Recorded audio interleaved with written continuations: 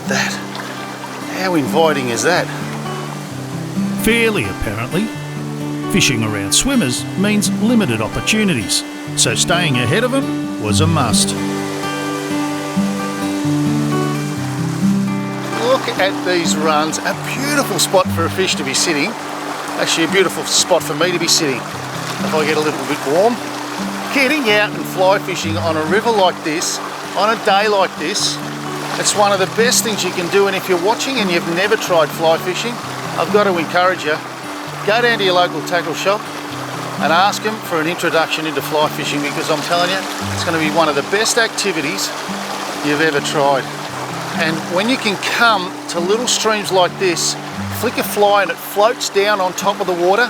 A lot harder to lure fish these type of rivers, but fly fishing, made for it. The fly stays afloat, you don't get snagged all the time. A really enjoyable day. And especially when you can see that fly floating on the top of the water like that. When a fish comes up and takes it, I've got to tell you, that buzz you get, very addictive. So get out and try fly fishing if you haven't already. And if there happens to be a couple of fish involved in the day, well, that's even better, isn't it? Hang on, I think I just saw a flash here. Oh, nice fish. Oh, he's taken that down deep. Well, these likely holes, this is where they are, and this is as good as the other one. He has gone down, sat on the bottom. I'll just get myself in a position. He's gone in under a rock, so he's snagged me. He's positioned himself perfectly. But what a beautiful fish this will be if I can get him out from around that rock. God, these runs, have a look at that run. Any wonder he's sitting in here.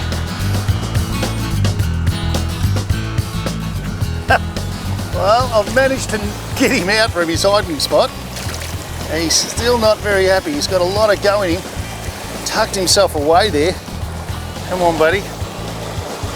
We'll give the people a little look at you and we'll let you off. I tell you what, this Rubicon, these fish are very, very healthy. Great little brown sitting in this clear water. The nymph well stuck there. Got to be 350 to 400 gram, that fish. And there's plenty of them in here. It's just a matter of finding their hiding spots. There we go, great fish.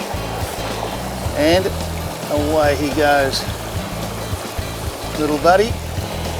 Well, that's a cracking fish, and I've got to encourage you, if you do get a chance, let him go. Let him go for someone else to come and have this amount of fun. Rivers like this don't survive unless some of them are let go. And so I do encourage it. Fish like this, they keep the whole system going. I tell you right now, it doesn't kill the fun.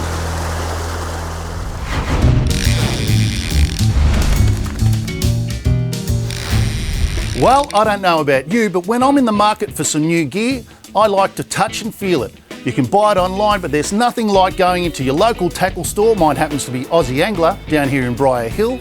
They have all the information and all the gear you want. And with me, I have the owner of the place. Rick, this is a fantastic place. Thank you, Brendan. Thank you. We've been here for a long period of time.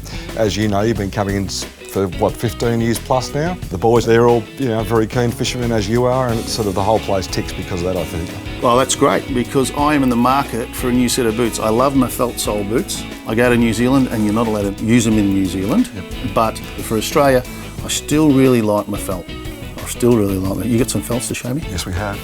And rubber. Let's do that. Let's do that, shall we? Yep. Okay. Now, Brendan, here we are with our boots. There's your favourite felt sole boot option. Been a classic over the years. Very good grip on wet river rocks, fantastically stable. A bit wet on mud, possibly because of the slick nature of the sole, but inherently brilliant because of the surface area on wet rocks. We've now got rubber soles that have taken over because of the carrying of water in the felt sole that can transfer from water to water with dangerous organisms in that, in theory. So most of the world now allows rubber to be used. Rubber's gone through lots of changes. Basically, it's a pretty aggressive sort of tread, but they've made soft compounds to give you more felt-like grip. We have got provision here in these felt sole boots, as you know, for different studs. Some stud styles are very large and aggressive, and they give you great grip. It's somewhat like putting a set of chains on a four-wheel drive tyre. You plant your foot with these critters and you stay put. Give a lot more confidence wading big rivers, and also a lot more security as far as safety is concerned. Or alternatively, guess what? This is where technology's got us these days. This is like I guess the best of both worlds. We've got your favourite felt sole option there, which is that lovely traditional white felt that's quite soft, so therefore very grippy. We've got a rubber sole boot here, rubber sole pad. You're thinking, how can I wear that? Guess what? Put the new rubber sole in. So there's our option for you, Brendan, when you go to New Zealand. And there's your Victorian favourite small stream stuff, mate. So this is where we can sort of pick out the best of both worlds. And you can also get different soles with studs in them. So you can have rubber with studs and rubber without, and obviously felt. And they're very comfortable boots, they're very lightweight, they don't get too heavy. They're just a jolly easy boot to wear. Probably better than wearing my runners most days, quite frankly, but they're a great boot to wear.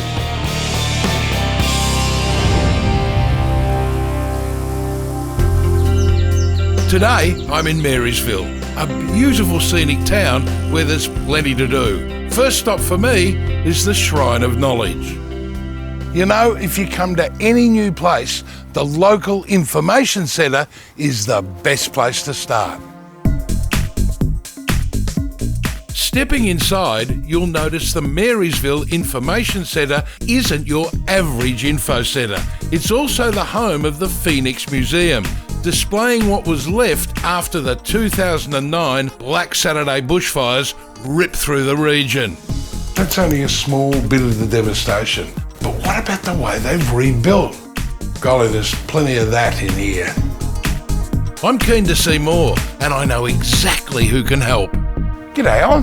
Hi, how are you? I'm good. What can I do up here? That's what I'm here for. Is this your first trip to Marysville? No, I have been here before, but not for a long time. Okay, so we're just here on the map, Yep. and there's Bruno's Sculpture Garden just here. What about Lake Mountain? Is that Lake worth a trip? Mountain's great, yes. On this map here, you can just see where Lake Mountain is. Oh, can I take these? You certainly can. They've got all sorts of interesting things going on. They've got a flying fox zip wire. They've got mountain bike hire, lots of different trails. Bruno Sculpture Garden. Yes. I think I've been there before, but I must go and have a look. You must. Thank you for your help. Okay. Love your accent. Thank you. All good to go. First stop, Bruno's Sculpture Garden. After the break, Bren's having a day to remember. Got him, beautiful, and he's a good fish. And Bruno's art draws me in. You're very good at. She's very pretty. Oh, she's pretty. Oh, yeah. Don't tell my wife. Bruno, that way. We're not getting into any more trouble that way.